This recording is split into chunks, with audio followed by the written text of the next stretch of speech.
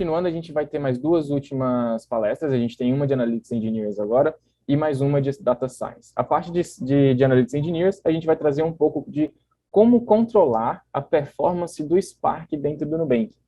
Então, dentro do Nubank, muita gente deve saber, a gente utiliza o Spark com a linguagem de programação Scala. Então, o João Pedro, o João Risso, o Emery e o Eduardo Emery, né, vão trazer um pouco desse tópico aí para explicar para vocês, beleza? Então, gente, só para a gente se apresentar aqui rapidinho, eu sou o João Pedro, mas todo mundo me conhece como JP, então quase não respondo mais pelo nome João Pedro, sou Analytics Engineer aqui no Nubank há 2 anos e uns quebrados. Trabalho, inclusive, na Experimentation Platform, que acabou de apresentar. João, Emery, vocês querem se apresentar antes da gente seguir? Boa. Eu sou o João, também sou Analytics Engineer aqui no Nubank. E a gente vai apresentar um pouquinho sobre performance.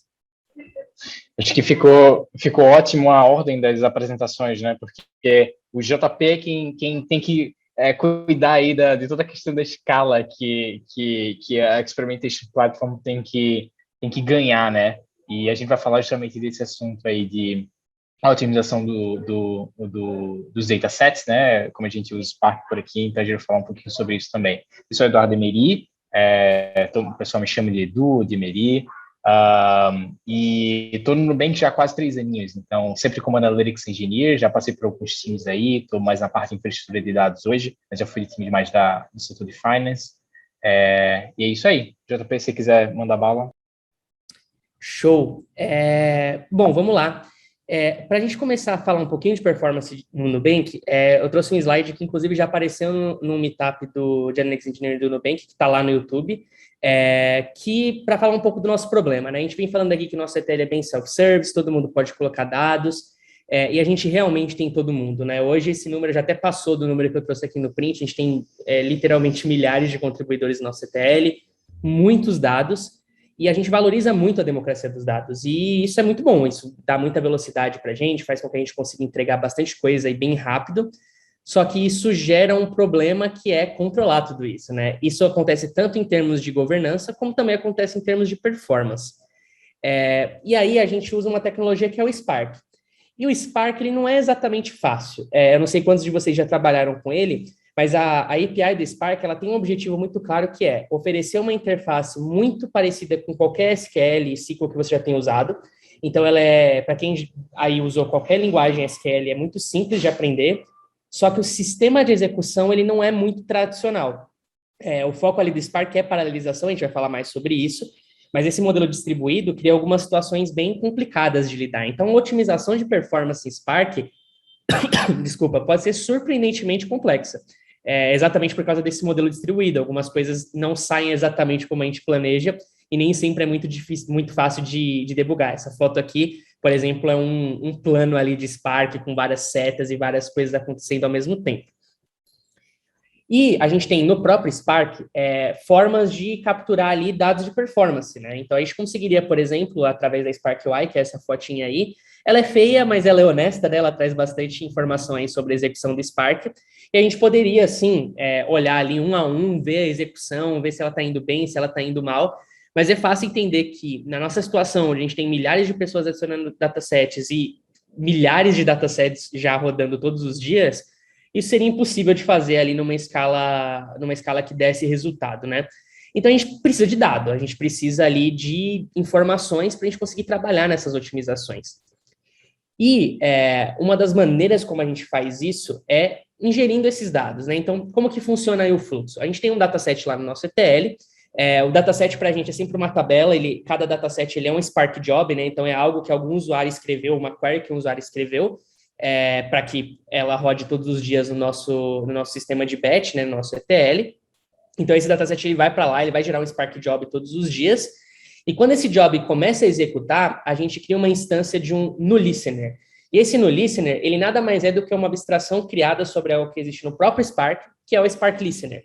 Então, aquela UI que eu acabei de mostrar para vocês, ela é acessível por dentro do Spark, por código, e os dados já estão lá. A gente só criou uma abstração em cima disso, para ali fazer algumas coisinhas para facilitar a nossa vida, né? Então, a gente cria ali algumas agregações, algumas coisas mais específicas, e a gente pega esses dados e a gente coloca eles dentro do nosso próprio Ethereum.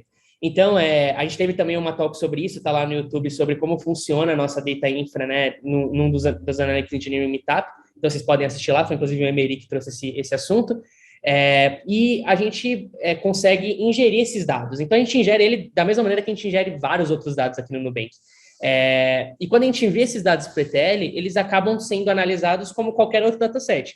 Até o fato curioso é que a gente consegue até dados de execução do dataset de dados de execução.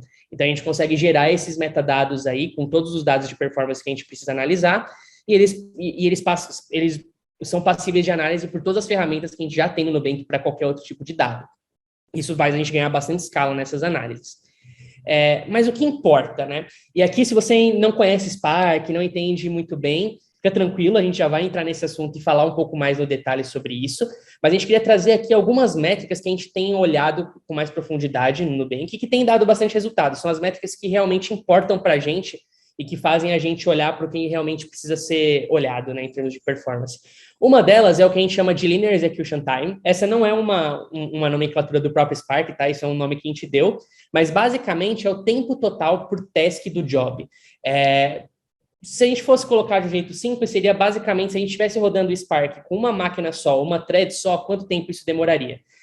Isso ajuda a gente porque ele tira vários fatores que não estão muito na mão do usuário, né? Eles estão na mão da plataforma. Então, quantas máquinas estavam disponíveis naquele momento, o que estava rodando junto no mesmo cluster, enfim, tem várias coisas ali que não estão tão na mão do usuário, então a gente usa esse Linear Execution Time para ter uma métrica mais justa, que está muito relacionada à query da pessoa, né?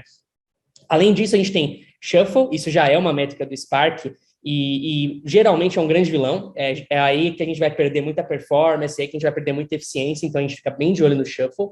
A gente também olha Skill Ratio, também não é uma coisa que é um nome que a gente deu para uma relação de dados que já estão no Spark, que é ali o tempo de execução máximo e médio, ou seja, a gente quer ver se no paralelismo ele está bem paralelizado, não adianta nada eu paralelizar, uma coisa demora 1 segundo e outra coisa demora 1 hora. Então, no final, a gente vai demorar tudo 1 hora, o que não é bom, né? Considerando a tecnologia que a gente usa.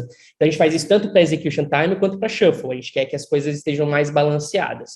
E, por último, a gente tem o spill, que é um mecanismo do Spark de sobrevivência, né? Quando os dados não cabem em memória, ele começa a escrever isso em disco. Então, geralmente, se aparece spill em algum Spark job, a gente sabe que tem alguma coisa dando errado. Então, a gente presta mais atenção nesse dataset e coloca aí uma lente de aumento nele para entender o que está acontecendo. Agora o João vai trazer um pouco do por trás dessas métricas, né? Por que elas importam, enfim, como que funciona esse Spark, basicamente. Manda bala aí, João. Boa, valeu, JV. Basicamente, quando a gente fala em performance e o desempenho, a gente tem que entender como o sistema funciona para a gente conseguir saber exatamente onde otimizar ou quais são os potenciais problemas que a gente pode ter, né? No caso do Spark, por exemplo, aqui falando em alto nível, né, a gente tem os dados da tabela, eles são distribuídos ou quebrados em várias partições, e assim que o Spark consegue paralelizar o processamento. Então, essa quebra em várias partições é o que permite o Spark distribuir essas partições para um cluster de servidores e fazer esse processamento paralelo e distribuído, né, nesse cluster. Próximo slide, por favor. E aí, quando a gente olha assim para uma query, né, a gente poderia escrever isso em Python, poderia escrever em CSQL, R ou Scala, como a gente faz aqui no Nubank. Mas nesse caso, vamos considerar um exemplo que a gente quer pegar aí, associar as transferências aos clientes que fizeram essas transferências, né, fazendo esse join, usando essa chave cliente ID. No Spark, no modelo de execução distribuída, com partições, a gente vai precisar fazer uma reorganização dos dados na hora de executar essa consulta de fato, né? Então, a gente precisa reorganizar os dados baseado nas chaves que estão ali no join. Então, o que acontece nessa reorganização? Então, primeiro o Spark ele vai fazer a leitura das tabelas, né? Vai particionar essas tabelas, vai quebrar ela em vários pedaços, distribuir esses dados nos servidores. E quando o join for ser executado, ele vai ter que reorganizar esses dados para que todas as transferências do cliente A estejam na mesma partição. Então, o cliente ID 1 ou cliente ID A, todas as transferências dele vão estar na mesma partição. Então, o shuffle vai se basear nos valores da chave para fazer essa redistribuição e essa reorganização. Isso permite depois que a gente consiga fazer o join, porque eu sei que todos os dados do cliente A estão naquela mesma partição. Eu não preciso procurar mais em lugar nenhum, mas o grande problema do shuffle é que a gente tem que mandar esses dados pela rede. Então, quanto maior o tráfego na rede, a gente demora mais tempo, porque a rede é uma das formas mais lentas de comunicação. Então, só que dando um exemplo mais concreto, né? Então, a gente tem, por exemplo, a tabela clientes e a tabela de transferências. Aqui vocês podem notar que ela não está exatamente distribuída certinho entre os clientes, entre os IDs dos clientes, né? Então, aqui cada cor é uma partição. Na tabela de transferências, ela não está exatamente organizada por cliente ID. Então, a gente vai fazer essa reorganização através do shuffle. E aí a gente vai ter as transferências reorganizadas por cliente ID. Então, na hora que eu for executar o join para o cliente fictício aqui, Paula, por exemplo, eu sei que todas as transferências dela estão na mesma partição. E eu consigo juntar a partição dela com as transferências dela numa tacada só, depois de fazer o shuffle. Só que, como a gente pode ver aqui, a Paula ela faz mais transferências que os outros clientes, na média. Então, a partição dela vai acabar ficando maior na hora de fazer essa redistribuição dos dados, o que pode acabar impactando a performance na hora da execução do job. Então, a gente tem um cenário possível de desbalanceamento aqui. Então, como eu falei, essas transferências são reorganizadas pela chave cliente ID. Então, clientes que vão ter mais transferências vão acabar causando um desbalanceamento nas partições geradas depois do shuffle. E, nesse sentido, todas as transferências, elas então vão virar uma partição. Todas as transferências da Paula vão virar uma única partição quando o Spark executar isso. E esse desbalanceamento causa um problema no paralelismo e também no tempo de execução como um todo, né? Então, o job ele vai estar limitado pelo componente mais lento, nesse caso. Então, aqui só voltando, né? Só colocando na mesma figura de antes o desbalanceamento, né? Então, vamos supor que, por exemplo, a partição 4 resultante da reorganização ali é da Paula, então a partição dela vai estar maior e o tempo de processamento dessa partição vai ser maior do que as outras partições, o que vai acabar prejudicando o tempo de processamento do job. E agora, a gente tem também isso em outros diversos contextos de negócio, né? Então, a gente tem, por exemplo, isso também acontece com cartões, as transações associadas àquele cartão, e também o cadastro de clientes e o CEP do endereço de cadastro. Então, tem diversos outros cenários em que isso acontece, e esse desbalanceamento pode acontecer em várias operações SQL no Spark. Então, tanto joins, agrupamentos, né, os group bys, funções de janela e também ordenação, todas essas funções podem acabar tendo esse problema. E agora o Emery vai falar um pouco mais para vocês sobre as ferramentas que a gente tem aqui, que a gente desenvolveu também para tratar esses problemas. Boa, maravilha. Então, aí o JP e o Risso, eles falaram um pouquinho sobre como que o Spark funciona, essas métricas que a gente quer evitar, né, que a gente quer manter sob controle. Então, como que a gente garante que a gente está sendo eficiente com os dados que a gente tem no ETL, né? Como que a gente faz isso, como que a gente tem essa garantia? Eu acho que o primeiro ponto para a gente poder entender isso, entender sobre as ferramentas que a gente cria aqui no Nubank, o que é que guia a gente, é entender essa filosofia.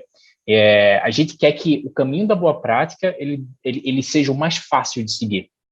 Então, se alguém precisa criar algo, precisa desenvolver algo, o caminho mais fácil para essa pessoa não pode ser o da gambiarra, da rataria. Ela tem que ir lá encontrar ferramentas já bem desenvolvidas, ela precisa ter o conhecimento sobre essas boas práticas do Spark já com ela, o que é um grande desafio, né? Então, nessa direção, por exemplo, você pode passar para o próximo, JP? Nessa direção, a gente tenta construir ferramentas adequadas para isso, né? Por exemplo, esse é um primeiro passo. A gente aqui dentro do Nubank, por exemplo, tem um pacote de funções, que é o que a gente chama de Efficiency Utils, que são funções voltadas para esses problemas que o Risso estava comentando que podem acontecer, por exemplo, de desbalanceamento. Então, a gente já tem funções que atacam esses problemas específicos. Você não precisa se preocupar em entender tão no detalhe ou desenvolver um código para isso. É só usar out of the box, né, como a gente chama, o que já tem ali. A gente tem ferramentas também para trabalhar com datasets que tem muitos dados nulos, por exemplo, que é o que a gente chama de skewed, né, skewed datasets. A gente tem uma série de outras ferramentas para tentar atacar e tentar agilizar, otimizar muitos desses sistemas. Uma vez que a gente pensa em algo melhor para usar, um algoritmo melhor, por exemplo, é só ir lá trocar nessa ferramenta que automaticamente todo mundo já vai ter acesso a essa nova otimização, por exemplo. Pode passar? Então, aquelas métricas que o JP comentou, que a gente já tem hoje no ETL, sobre speed, sobre shuffle, sobre o tempo linear de execução, sobre a taxa de skill, né, que a gente chama, e até uma estimativa, ali, uma aproximação do custo, tanto de processamento quanto de armazenamento de cada dataset, isso tudo a gente já tem dentro do ETL. O que a gente faz é transformar, fazer com que isso seja uma coisa automática. Então, essa mensagem, por exemplo, que vocês estão vendo daí, é um exemplo, não é uma mensagem de verdade, mas é um exemplo que eu tirei lá do nosso Slack, de um bot que a gente tem, que chama Postinho, que ele fica notificando os contribuintes de dados sobre os datasets do time dele, né? Então, se ele tem um dataset que apresenta um problema ou que tem espaço para uma otimização, por exemplo, ele vai lá e ele notifica através desse bot. Então, o bot tem uma série de informações aí sobre custos, sobre todas essas outras métricas aí que o JP estava comentando, e a ideia dele é justamente deixar isso bem claro e ser um sistema ativo e não passivo, né? Você não precisa estar lá constantemente olhando, observando essas métricas. O bot, ele consegue te avisar sobre isso. Próximo slide, por favor. Então, outro ponto, por exemplo, se alguém chega para você e fala, eu tenho um dataset G, que ele leva 2 horas e meia para processar. Como que a gente pode otimizar isso? Inclusive, quem pode te levar essa pergunta é o próprio bot, né? É o próprio Postinho que ele pode trazer isso para você. A gente precisa primeiro focar no que realmente importa para a gente, no que pode dar ganhos de forma mais rápida. Então, outra ferramenta que a gente tem, além dessas que a gente já mostrou aqui, é o que a gente chama de Dataset Timeline. Então, o Dataset Timeline, ele mostra o big picture, de forma mais holística, né? Tudo que está acontecendo ali no ETL para chegar naquele dataset. Então, ele vai mostrar todas as dependências, o tempo de execução de cada uma dessas dependências, e aí você vai poder entender melhor onde realmente existe uma janela maior de oportunidade para você otimizar alguma coisa. Então, por exemplo, esse dataset G, se a gente der uma olhada, por mais que ele leve 2 horas e meia para terminar de processar, a gente vê que, de fato, ele só trabalha por meia hora. Todo o resto são outros datasets, né? Então, a gente vê que esse dataset C, ele tem muito mais espaço, talvez, para melhorar, para ser otimizado, né? O próximo slide, por favor. A gente consegue ver que um aprendizado, né, que a gente teve aqui no Nubank é que, na maioria das vezes, existe uma grande correlação entre os datasets que demoram mais e que tem uma performance mais baixa, né? Então, que existe uma janela maior para ser otimizado. Não é só ferramentas que a gente tem aqui no Nubank. Essas daí são algumas delas que a gente usa, na maioria das vezes, para atacar problemas de otimização, quando a gente vê que existe espaço, mas a gente também tem muito processo aqui. Então, por exemplo, acho que até eu não lembro bem o nome da pessoa, mas perguntaram algumas vezes já sobre documentação aqui, como que funciona, e é um assunto super interessante que a gente vai tratar aqui no Nubank. Existem várias formas que a gente trata, mas para esse assunto especificamente sobre a otimização, ela também é muito importante, tanto o treinamento quanto a documentação. Então, a gente tem processos, a gente cria onboardings, processos de onboardings, treinamentos, a gente tem playbooks, né, que é a parte de documentação, temos fóruns, temos apresentações, temos palestras internas, tudo sobre esse tipo de assunto para tentar conscientizar as pessoas, trazer essas ferramentas para colocar na mão das pessoas que trabalham com dados, esse tipo de coisa. Além disso, de treinamento e documentação, a gente tem também a parte de suporte de dados. Então, a gente deixa muito claro que a gente tem canais abertos aqui para que as pessoas possam trazer perguntas, trazer dúvidas, trazer sugestões, iniciar discussões lá dentro. Isso acontece muito sobre o que é melhor, o que não é melhor, porque muitas vezes a gente aqui no Nubank precisa entender que a gente cria boas práticas aqui dentro da empresa porque a gente entende o contexto do Nubank. Então, essas discussões são sempre muito bem-vindas. E, por fim, além disso, a gente tem as guildas da gente também, que são grupos geralmente mais voluntários, de pessoas que se reúnem ali para tentar atacar um problema específico, ou tentar melhorar, ou tentar um processo, uma documentação, algo nesse sentido, seja um clube de livro, seja criar um blog interno, por exemplo, alguma coisa nesse sentido. As guildas estão aí para isso, e a gente valoriza muito aqui dentro do Nubank. E eu acho que é isso. Pessoal, obrigado. Todas essas conversas que a gente foi tendo aqui vão ficar lá no Nubank on the Stage, que é o canal no YouTube da gente, vocês podem acessar lá. Também tem muitos artigos interessantes lá no blog da gente de engenharia, que é o building.nubank.com.br, então pode acessar lá também.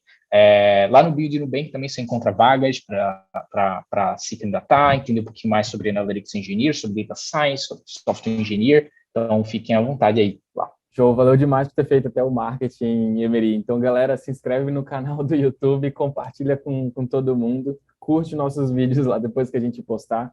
E como a Emery falou, a gente tem as gravações de todas as talks aqui, a gente reparte elas e divulga num e-mail pós-evento também. Vou trazer aqui algumas perguntas. Temos duas bem interessantes. O Arthur Escardua, desculpa, trouxe uma pergunta interessante. Os dados são particionados quando salvos? Eles são particionados por data? Qual a indexação dessas partições? Acho que eu posso começar aqui, aí se vocês quiserem complementar. Eles são particionados porque isso é natural do Spark, né? A partir do momento que usa Spark, eles já vão ser salvos de maneira particionada.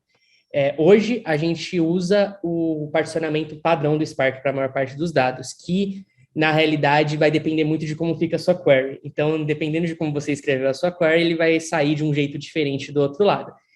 A gente avalia e está olhando bastante aí para algumas coisas, principalmente que estão vindo aí com o Spark 3, se a gente consegue, por exemplo, otimizar um pouco esse particionamento e aí, de repente, ganhar, por exemplo, naquele processo de shuffle que o João falou, ao invés de ter que fazer toda aquela redistribuição de dados, se a gente identificar ali um bom particionamento, a gente consegue ganhar mais tempo aí.